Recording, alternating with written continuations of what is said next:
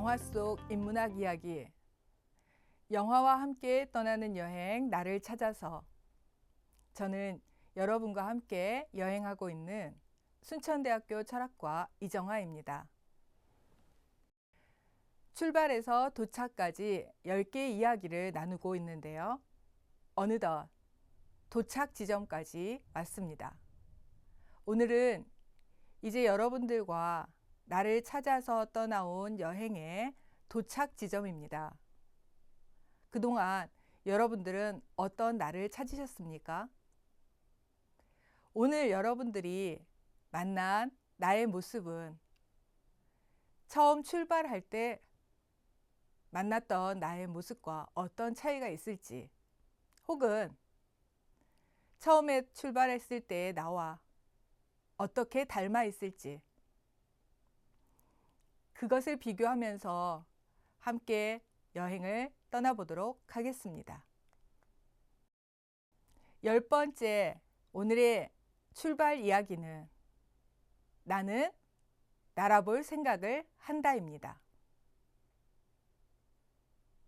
내가 새도 아니고 어떻게 날아봐? 라고 하시는 분도 계실 텐데요. 그렇게 엉뚱하게 질문하지 마시고 나도 한 번쯤은 날아올라 봐야지. 어른들이 흔히 이런 말씀하시죠. 나 이대로 안 죽어. 나도 한 번은 날아볼 거야. 네, 우리 한 번은 날아볼 수 있잖아요. 혹시 이미 날아본 그런 분들도 계시겠죠.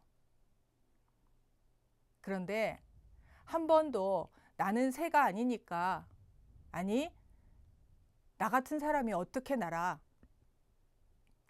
그래서 날아볼 엄두조차 내지 못하셨던 분들, 그런 분들에게 제가 오늘 감히 같이 날아보자고 그렇게 말을 해보려고 합니다. 오늘 함께 할 영화는 마당을 나온 암탉이라는 애니메이션 영화입니다. 무슨 만화 영화를 보면서 같이 날아보자고 라고 하지 마시고, 이 영화가 얼마나 대단한 영화인지 기대를 하셔도 좋습니다. 저는 이 영화를 수업 시간이나 혹은 생각이 나서 그냥 심심풀이로 조금 과장되게 말하면 한 100번쯤 봤는데요. 100번쯤 봐도 질리지 않는 그런 영화입니다. 제가 3편의 영화를 고르라고, 그래서 추천하라고 하면 고를 수 있는 2번째 영화가 바로 이 마당을 나온 암탉입니다. 저 개인적으로는 제가 영화를 가지고 이렇게 제가 알고 있는 어떤 학문을 혹은 어떤 이야기를 활용해서 수업을 할 생각을 처음으로 하게 된 계기도 바로 이 영화 때문이기도 합니다. 그래서 저에게는 더욱 각별한 영화인데요. 자, 그러면 그런 각별한 사연을 안고 출발해 보겠습니다.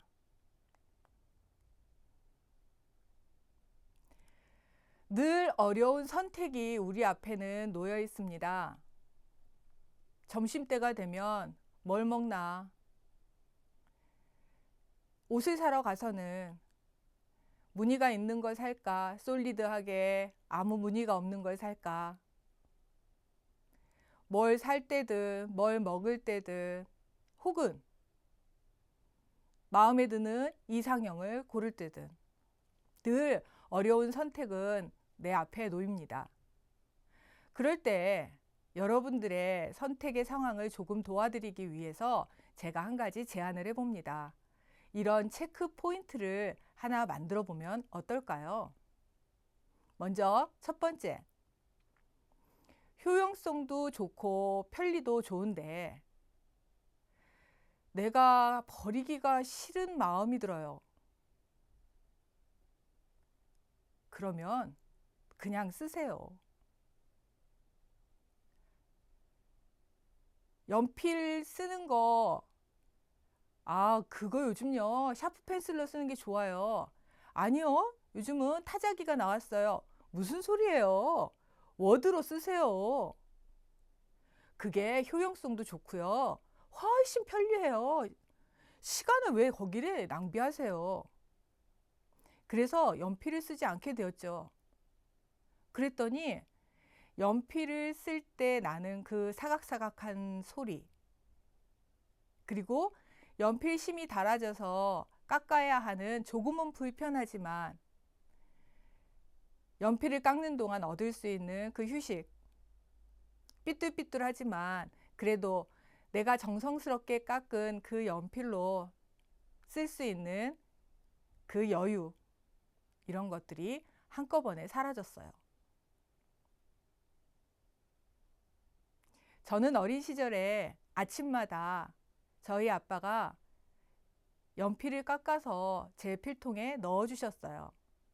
그때는 자동 연필 깎기가 있는 부잣집 친구들이 좀 부러웠어요. 가지런하고 모양이 똑같았으니까요.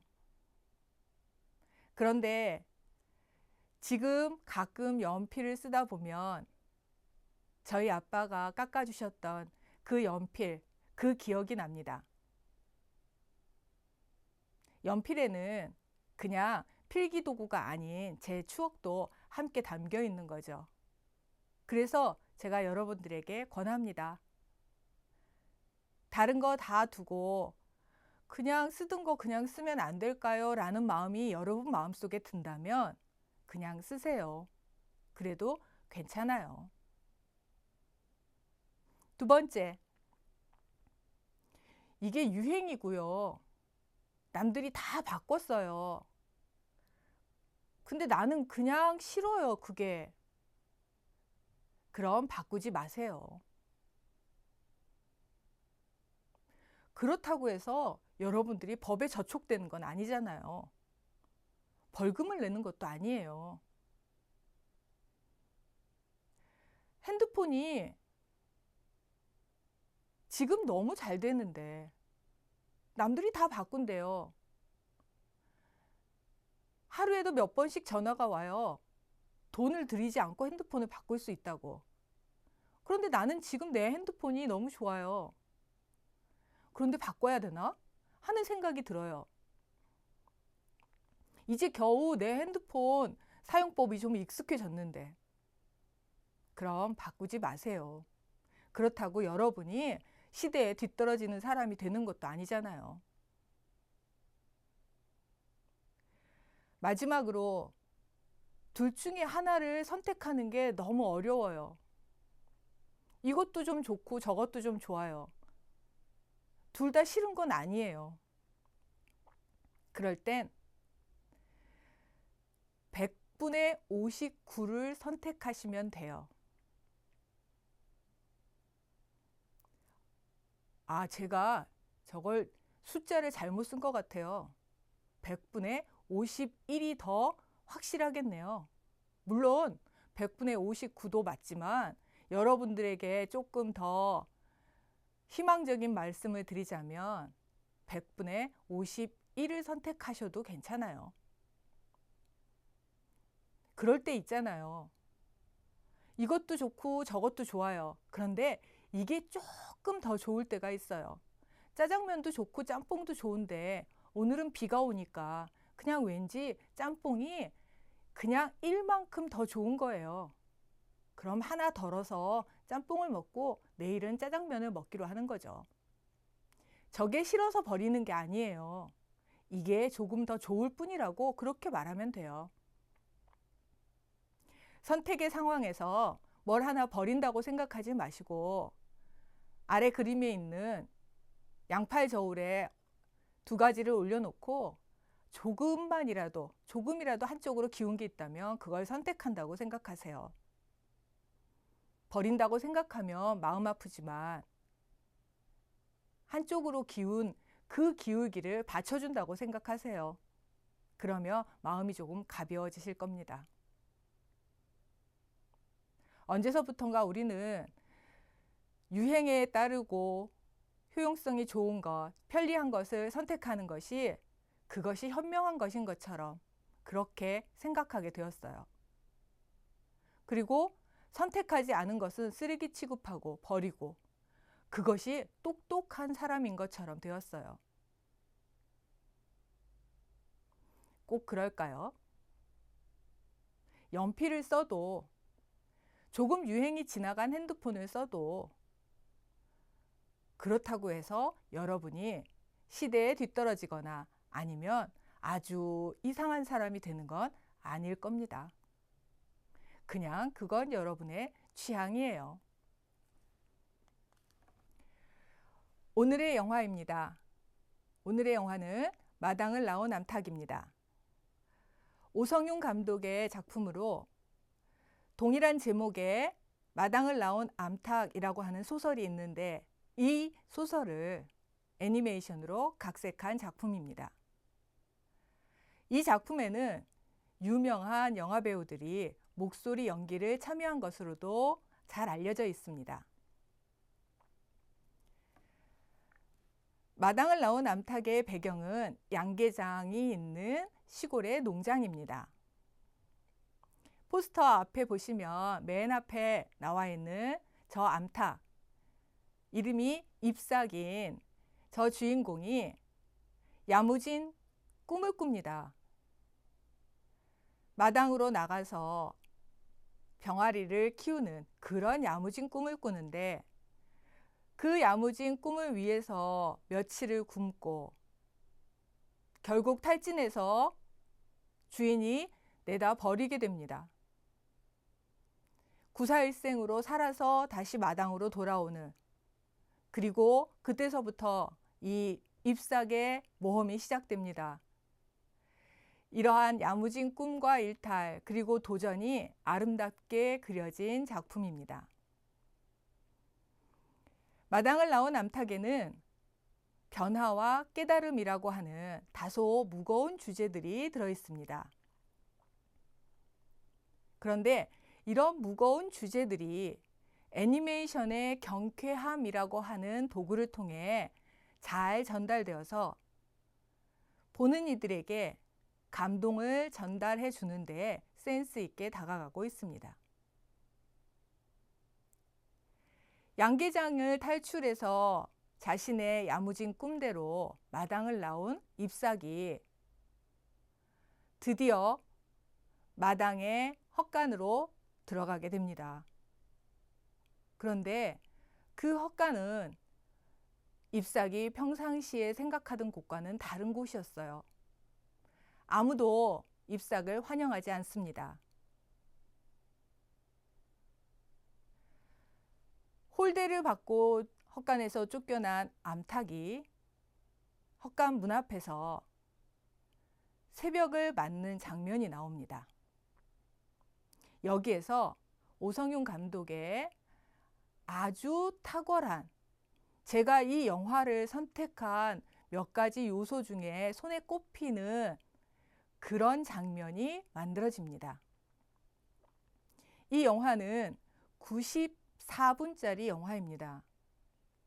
그런데 30초라고 하는 시간 동안 롱테이크로 아무런 대사 없이 오로지 잎삭이 문 앞에 뜬 눈으로 지새우는 장면이 계속됩니다. 다시 말해서 고민과 번뇌의 시간을 감독은 적나라하게 보여주는 겁니다. 저는 이 영화의 탑3 장면 중 으뜸으로 이 장면을 꼽습니다. 변화는 그냥 오는 것이 아닙니다. 94분짜리 영화의 30초는 결코 짧지 않습니다. 그런 길고 긴 고민과 사색과 번뇌의 시간이 없이는 찾아올 수 없는 것입니다. 그리고 해가 뜨고 마침내 잎삭은 농장의 문을 열고 농장 밖으로 나가게 됩니다. 양계장에서 바라보던 마당이 아니라 단 한 번도 본 적도 없고 나가본 적도 없고 상상해 본 적도 없는 그 문을 열고 나가게 되는 것입니다. 이러한 도전을 가능하게 했던 것은 그 앞에 고민과 번뇌와 사색의 시간이 있었기 때문입니다. 그것이 바로 이 영화가 주는 아름다움입니다. 변화는 쉽지 않습니다. 너에게도 나에게도. 그렇게 농장을 나온 잎삭은 이런저런 일들을 겪다가 자신을 구해줬던 나그네의, 즉 청둥오리의 알을 품어서 키우게 됩니다. 그리고 알에서 깨어난 초록이라는 청둥오리의 엄마 노릇을 하게 되죠. 말하자면 서로 다른 종의 엄마가 된 건데, 일종의 요즘으로 우리로 보자면 다문화 가정이라고 해야 될까요? 그런데 그런 다문화 가정에 즉 얼굴이 조금 다르고 또 다른 사람들이 봤을 때 비슷한 구석이 없는 사람들이 살기가 녹록하지 않죠. 아마 동물 세계도 마찬가지인가 봅니다. 그래서 여기저기서 이런 말들을 합니다. 너희 둘은 달라도 너무 달라. 여기에서의 다르다는 말은 시시비비입니다. 옳고 그름입니다. 다른 것이 틀린 거죠. 그리고 잘못된 거예요. 그러자 잎삭이 말합니다. 그래, 달라. 그게 어때서? 여기에서의 다름은 차이입니다. 키가 큰 사람, 작은 사람, 얼굴이 하얀 사람, 얼굴이 검은 사람, 손이 큰 사람, 손이 작은 사람, 노래를 잘하는 사람, 운동을 잘하는 사람, 뭐 이런 차이인 거죠. 그런데 앞에서 말한 시시비비인 사람들은 얼굴이 하얀 사람이 얼굴이 까만 사람을 보고 너는 하얘져야 한다고 얘기합니다. 그리고 하얘지지 않는다면 너는 죄악이라고 얘기를 하죠. 노래를 못하면 죄악일까요? 그래서 노래를 잘하는 어떤 사람이 나보다 훌륭한, 나보다 높은 위치에 있다면 우린 노래를 잘하기 위해서 성대 수술이라도 해야 하는 걸까요?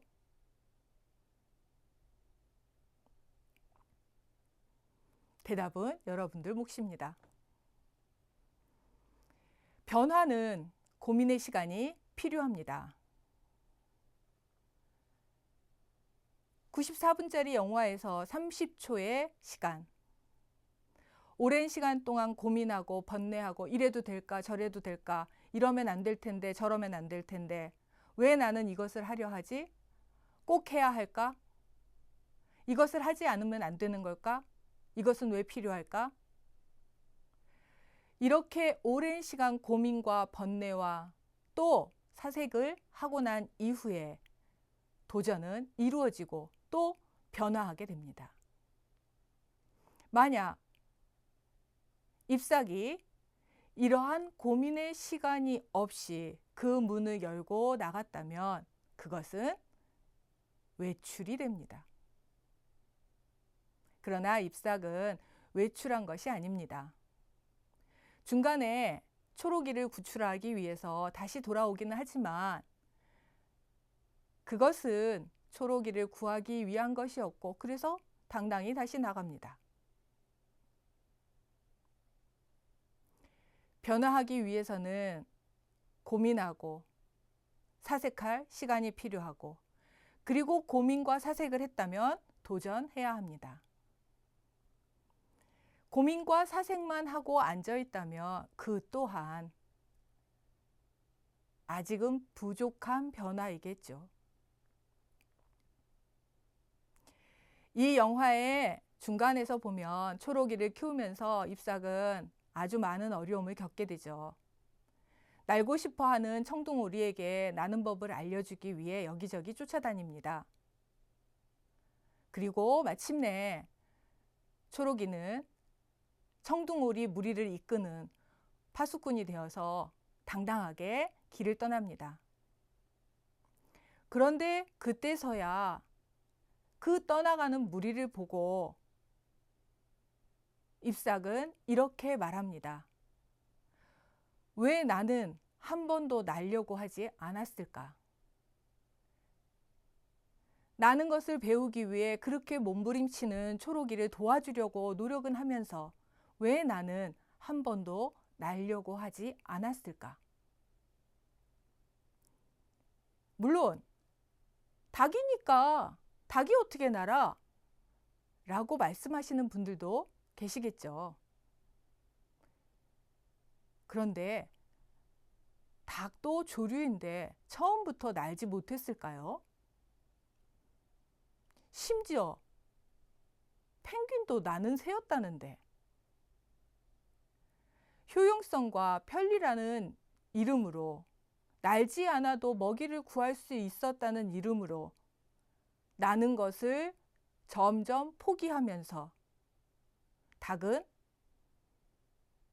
나는 기능을, 날 수 있는 능력을 잃어버린 것은 아닐까요? 효용성과 편리에 길들여지면서 나는 무엇을 잃어버리고 있을까요? 그리고 그 잃어버리는 것들 때문에 잃어버리는 것들 대신 그 자리에 더 좋은 것을 얻었다고 말들은 하는데 과연 그게 여러분들은 좋으신가요? 정말 내가 좋다면 괜찮아요. 그런데 다른 사람이 좋다고 하니까 좋은 것들이었다면 정말 내가 좋아하는지 한 번쯤은 체크해 보실 필요가 있습니다. 자, 10번째 여행의 일기를 적어 봅니다. 변화는 꿈꾸는 사람의 시간과 도전 속에 피는 꽃입니다. 꿈을 꾸지 않는 사람에게 변화는 없습니다. 또 꿈을 꾸는 사람이라고 하더라도 시간이 투자되지 않고 도전이 포함되지 않는다면 그 꽃은 볼 수 없습니다. 변화라고 하는 화려하고 아름다운 꽃은 꿈꾸는 사람의 것입니다. 다음 49에 묶여서 포기할 것인가? 51에 힘입어서 나아갈 것인가? 양팔 저울에 여러분의 선택할 사항을 얹어놓고 49인 것에 묶여서 포기를 할지 아니면 딱 하나가 더 있는 그래서 51이 된 그것에 힘입어서 나아갈 것인지 그 선택은 여러분의 것입니다. 마지막으로 내가 주인공인 삶이라면 그렇다면 나는 오늘 날아갈 생각을 해봅니다. 내가 주인공인 삶이 아니라면 내가 날 수는 없겠죠. 하지만 우리가 지난 여행에서 계속해서 찾아온 것이 나였다면 그리고 지금 여러분이 가슴 벅차게 나를 안고 계신다면 그러면 이제 우리는 날아볼 생각을 해봐도 좋습니다. 어쩌면 여러분들 중에는 이미 날고 계시는 분도 계실지 모릅니다. 그렇다면 그 비행이 정말 아름다운 비행이 되셨으면 좋겠네요. 자, 저와 함께 했던 여행을 마쳐볼까 합니다. 여러분들과 함께 만나서 대화하고 여러분들의 생각을 공유하고 또 제 생각과 여러분의 생각을 맞춰볼 수 있으면 더 좋았을 텐데요. 저의 이야기를 먼저 여러분들에게 들려드렸습니다. 또 많은 시간의 이야기들을 압축해서 들려드리다 보니 조금은 서투르기도 하고 또 조금은 너무 압축해서 이해하기 어려운 부분도 있지 않았을까 싶어서 조금은 죄송한 마음도 드네요. 하지만 제가 소개해드렸던 영화를 보시면 제가 다 못한 이야기 혹은 미숙하게 전달한 내용도 미루어 짐작이 되시지 않을까 해서 여러분들에게 꼭 영화를 보시기를 추천해 드립니다. 영화를 마치면서 여러분들에게 작은 이야기 하나를 들려드립니다. 사진은 사막 위를 걷고 있는 어떤 모습인데요. 저는 인생이란 사막 위를 걸어가는 순례자와 같다고 생각을 합니다. 모두 각자 자기의 길을 걸어가는 순례자인 것이죠. 똑같은 길이 없어요. 하룻밤 자고 나면 바람이 불어서 발자국이 지워지기 때문이죠. 그리고 그 끝이 정해져 있는 것도 아닙니다. 내가 가다 멈추면 거기까지인 거죠.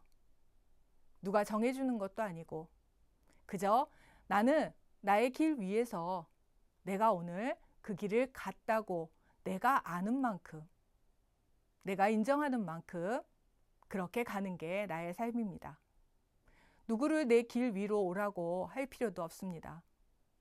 누구의 길을 따라갈 필요도 없습니다. 모진 바람이 불면 그저 잠시 앉아서 쉴 수도 있습니다. 쉬었다 바람이 멈추면 또다시 가면 되니까요. 여러분 모두 여러분 길 위에서 여러분의 오늘을 사시기 바랍니다.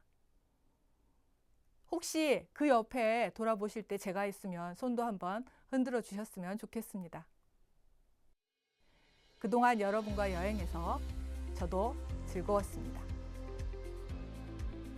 여러분의 앞날에 또 다른 기쁨과 또 다른 여행이 늘 펼쳐지시기를 간절한 마음으로 빌겠습니다. 감사합니다.